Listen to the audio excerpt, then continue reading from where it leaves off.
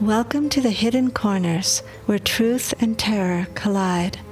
Discover a realm where the lines between the living and the supernatural blur, as you embark on a journey to the paranormal and visit the mysterious hidden corners of your mind.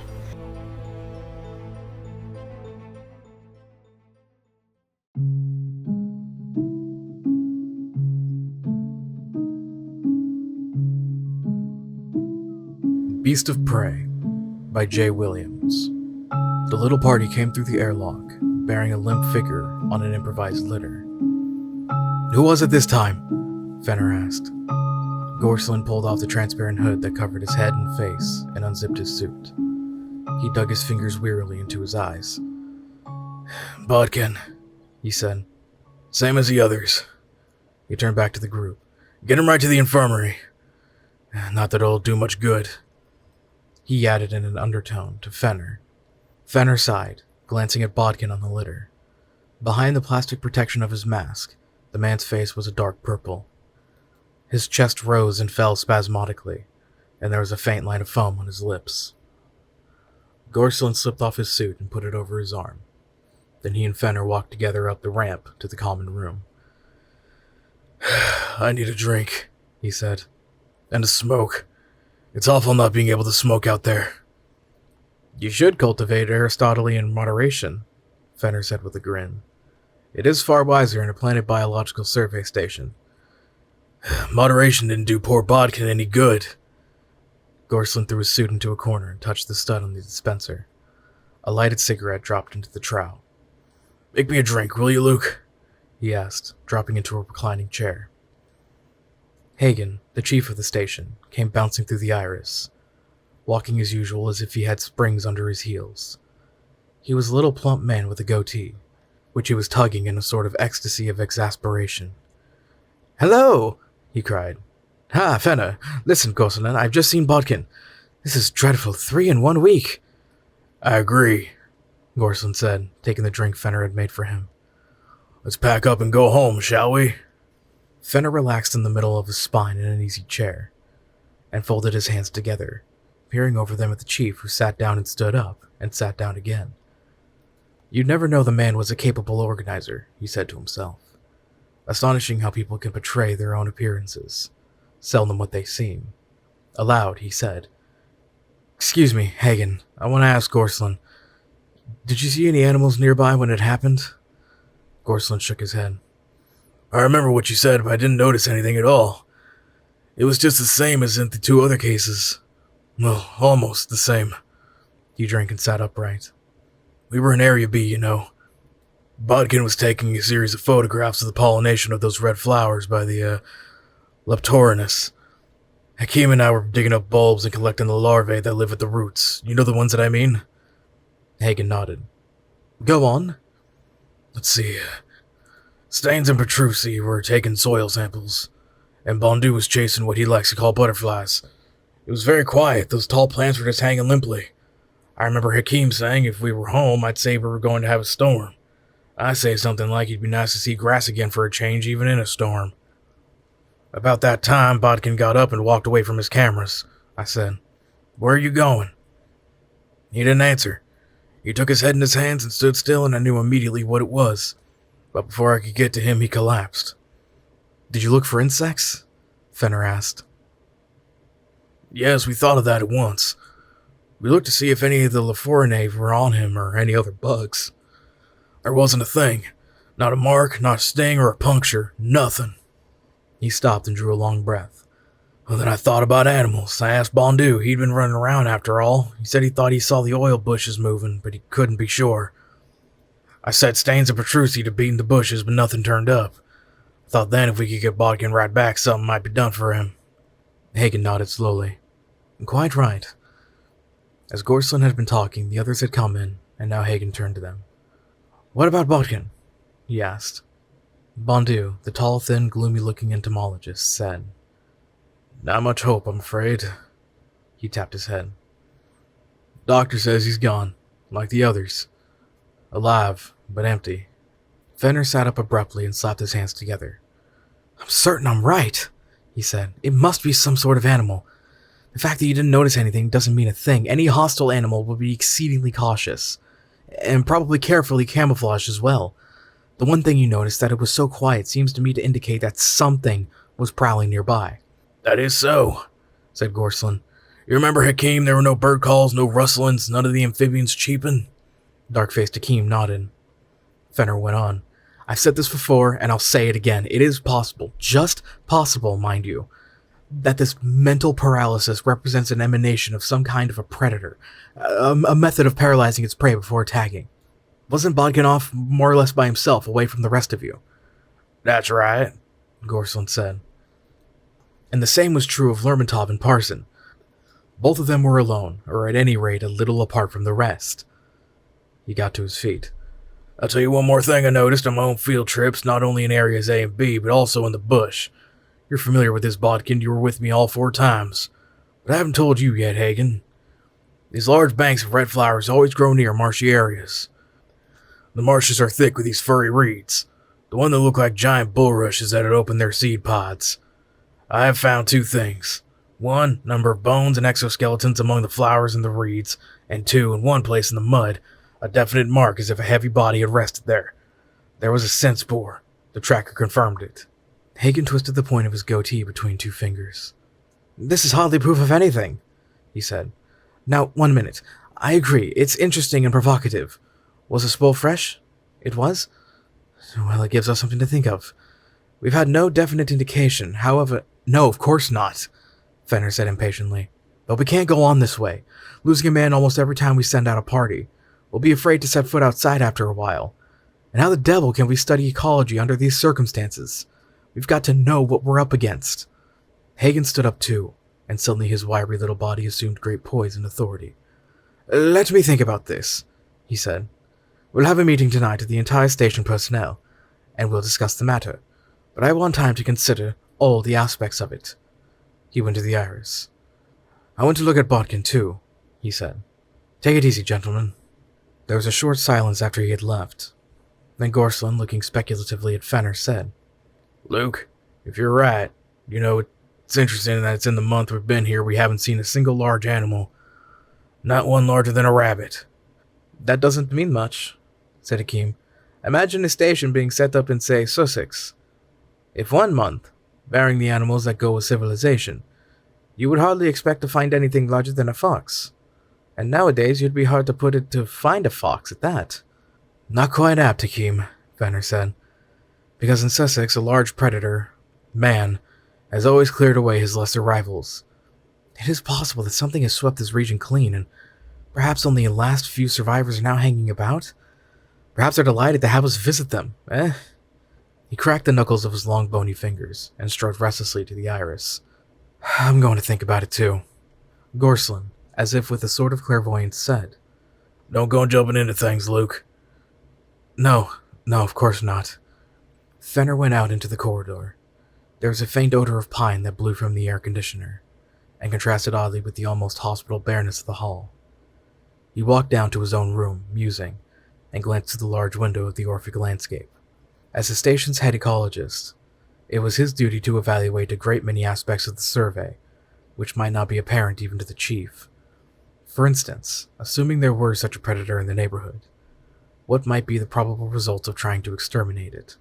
Or what was its relationship to a region in which there were so many winged creatures?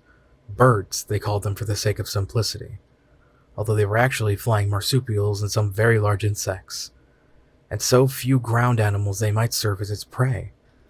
Was it itself winged?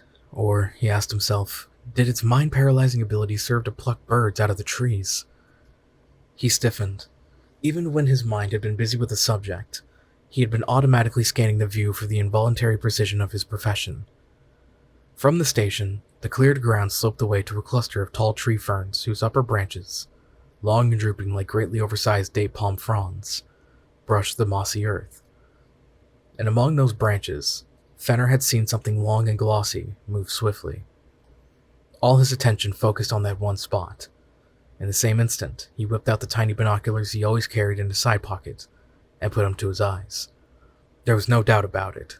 Something was crouching in the shadow of the fronds. He had difficulty making it out, for it was a pale blue-green, but he had an impression of a heavy head and shoulders, and what appeared to be incongruously a bunch of feathers. Feathercrest, he thought to himself with a grin. Indians? The creature moved again. It slid sinuously out of the shadows and crouched on the moss. Its color then changed to a darker green dappled with brown. Fenner saw through the glass that the bunch of feathers was a pair of antennae, similar to those of the larger moths, that sprang from the top of its narrow head. It had short legs and a slender body covered with short, fine fur. The general effect was that of a smallish mountain lion.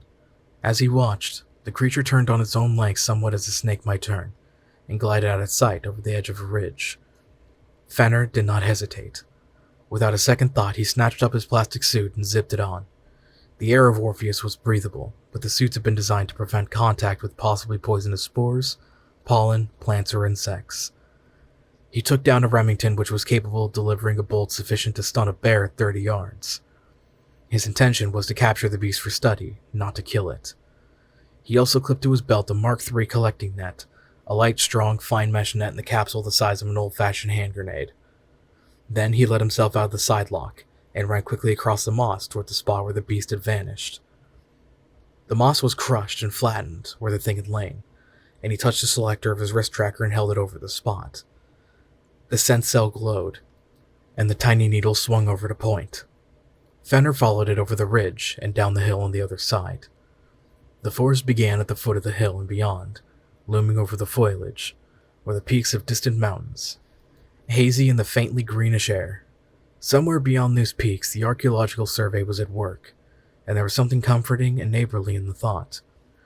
The light was always crepuscular here, and because of the color of Orpheus's sun, the sky had a green tint as of a summer pool. This green, against which the dark brown moss and lighter colors of the trees shimmered like waterweed, was extremely restful, and yet alien so that in 4 weeks Fenner had not been able to accustom himself to it. He felt always as if he were walking in a dream, as if his limbs were weighted and languid, although in fact the purity of the air made him feel more vigorous than ever before in his 45 years. He entered the forest, which here was composed chiefly of a gray-stemmed tree, very slender and rigid with a crown of glossy red-brown leaves. The tall boles rose straight out of the moss, and there was a little underbrush so that it was almost like a planted park. The needle of the tracker led him on a winding course, but he was not afraid of becoming lost, for if by some mischance his homing compass, which was always set for the station, should fail, he had only to follow his own footsteps back with the tracker. The trail led for half a mile or so through the gray trees. Now and then one of the long-tailed birds flashed like a shining jewel across some cleared space, the yellow-green sunlight glistening on its fur. Once in a while, a giant jointed thing like a centipede fluttered lazily past on wide, scaly wings. From the treetops came whistles and hoarse calls. He came at last to the bank of a rushing stream and the needle halted. The beast had taken to the water. Fenner decided to cast up and down the bank for a little way, in case it had come out on the same side again. He had walked only a short distance, when suddenly he had the distinct feeling that he was under observation. He glanced down at the tracker. The needle had swung over to the right.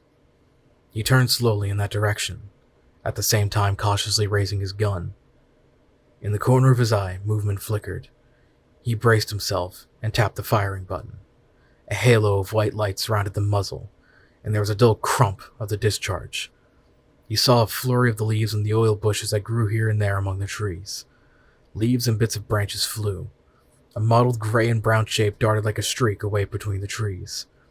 Fenner ran after it. He began to pant for breath and sweat dripped into his eyes. The trail led upstream now, and soon the stream grew more sluggish and broadened, and the gray trees thinned away. There were dank, twisted plants here, some of them 8 or 10 feet high, and wide stretches of reeds between which gleamed brown water and patches of oily mud. A chorus of chirps sounded from the marsh, dying away at his approach and starting again when he moved on.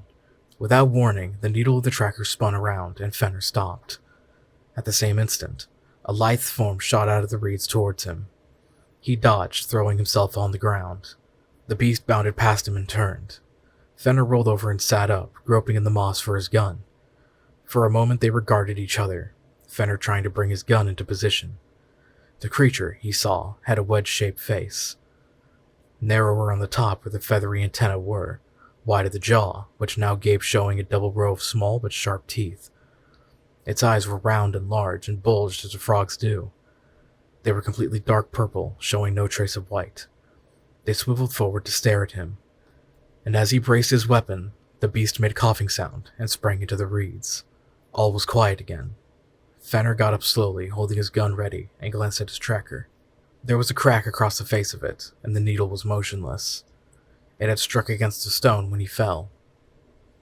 He tried to see into the reeds, but he knew it was hopeless. By now, the animal must have changed its color and pattern, and without the tracker to guide him, he could distinguish nothing. He commenced to walk upstream in the hope of somehow flanking it. He unclipped his net capsule and held it ready. It seemed to him that there was a slight movement in the marsh. He stopped. There was no sound about him. The chirpings in the air had ceased, and there was a quality of hush in the air, of almost ominous tenseness, as though the marsh itself were waiting for him. He began to feel a little frightened. He looked from side to side. Where was the thing? He had not realized how much he depended on the wrist tracker. He found that he was trembling, and the perspiration stung his eyes so that he had to keep blinking. Cautiously, he slipped one of his gloved hands under the edge of the hood and wiped his eyes. Something rustled slightly in the oil bushes. These were thick clumps of low shrubs, their branches a naked and repellent pink, covered with spiny leaves on which a thick, pungent oil gathered during each day. It apparently served to attract small insects while the leaves closed over in much the same way as the Venus flycatcher on Earth. Fenner went toward the bushes, moving very slowly, his gun tight against his hip, his net capsule in his left hand. There was nothing in the bushes, and yet he thought the moss beneath them looked flattened, as if something had laid there watchfully. Were there two of the beasts? Was one still in the marsh among the reeds while its mate stalked him here? His spine crept, and he glanced over his shoulder. He went softly on. Beyond the bushes, the ground rose again in a high bank that overlooked the marsh, and all along this bank grew the lustrous red flowers. They were larger than poppies, emphatically vermilion so that they stood out among dark greens and browns. They had hairy stalks as thick as a man's wrists, and all about them buzzed the snouted little beetles the survey team had called Lephorinus. Fenner stood before the flowers thoughtfully. Their leaves were broad and close to the ground, but underneath one of them he could see a small cage of white, the clean rib bones of some animal. He went closer, bending to peer. Brittle bones, some with rags of skin clinging to them, were scattered here and there on the ground. There were also the empty wing cases of some very large flying insects, as big as crows, spotted yellow and black. If he was right, this was the lair of the beast itself, and just beyond these flowers, or even among them, itself vermilion now, the thing might be lying. He straightened cautiously, holding himself ready for a sudden attack, and as he came erect, he was conscious of a curious lightheadedness. It was like inhaling too much oxygen. His ears rang and he felt giddy. He took a step, and it was as if the ground heaved under his feet like a living thing. A group of flowers before his eyes appeared to increase in size and to sway toward him. He shook his head to dispel the illusion. He staggered a few steps away, and it seemed to him that the flowers reached after him on stalks that became incredibly elongated, like red worms, bristling all their length with coarse hairs. At that precise instant, the beast charged. Fenner saw it in midair, and in his dizziness it seemed to move very slowly, so slowly that his automatic movement with the net capsule was by comparison leisurely. He squeezed the capsule, the net shot out and opened in the air. It missed the beast by an inch or so, and fell among the flowers. The beast struck Fenner full in the chest and bowled him over. Its antenna bent towards his face, all his weight rested on him. His jaws were open, and he closed his eyes. Gorsland and Hawken, using their wrist trackers, found them less than half an hour later. Hakeem, a little in the rear, threw up his gun, but Fenner snapped. "Don't shoot!" "Are you all right?" Gorsland said incredulously. Fenner was sitting up with one arm around the neck of the beast, which at Hakeem's movement had recoiled.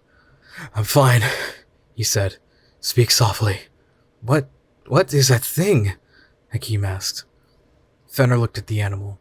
It was now brown with a bluish tinge from the surface of his plastic suit. He patted its head, and the thing pulled out a sluttered tongue and licked his mask. "I could tell you what it isn't," he grinned. "It isn't very dangerous. Judging by its teeth and general appearance, I suspect it hunts amphibians in the swamp, and perhaps goes after water creatures like an otter." "So it does live in the swamp," said Gorsland. "Yes." "Why haven't we seen it before?" "It's timid," Fenner replied. There were always so many of us, and we made so much noise. Alone as I was, it was less frightened of me, although I must have scared it by firing at it. I thought it was stalking me. As a matter of fact, he added, it was stalking me, but not for the purpose I imagined. What do you mean? Hakim said. Why, appearance is hard deceiving. If a man who had never seen a dog before were to see one jump up on its master, he might think the creature was attacking the man. Putting two and two together, I was sure this animal lived among the red flowers, and was stalking me for its dinner. But it was stalking me, and it rushed at me, only because it wanted to protect me. Protect you? From what? Well, I was right, you see. There is a beast of prey here which uses a form of mind paralysis on orders to stun its victims. He motioned over his shoulder. Those are the real predators, those red flowers. He looked at the lovely bank of vermilion and shuddered. I should judge that their use of the mind paralysis is automatic, but we are too big and too many of them to actually attack us. That is why, although poor Bodkin and the others succumbed, the flowers never tried to go for them. If you look over there, you'll see the remains of my Mark III net. It fell amongst them, and they devoured most of it before they realized that it wasn't alive. He stood up. The beast nuzzled his calf as he stroked his neck behind the feathery stalks. I can't tell you how it's done, he went on, because it only just happened to me. We'll have to study it. But apparently this creature has the ability, by means of those antennae of his, to counter or nullify the mind-destroying waves of the flowers. Great heavens! Gorslin exclaimed. Then it must have been lurking, one like it at any rate, each time we came near the flowers. Yes, it would have saved Bodkin, Fenner said, but it was afraid of the rest of you.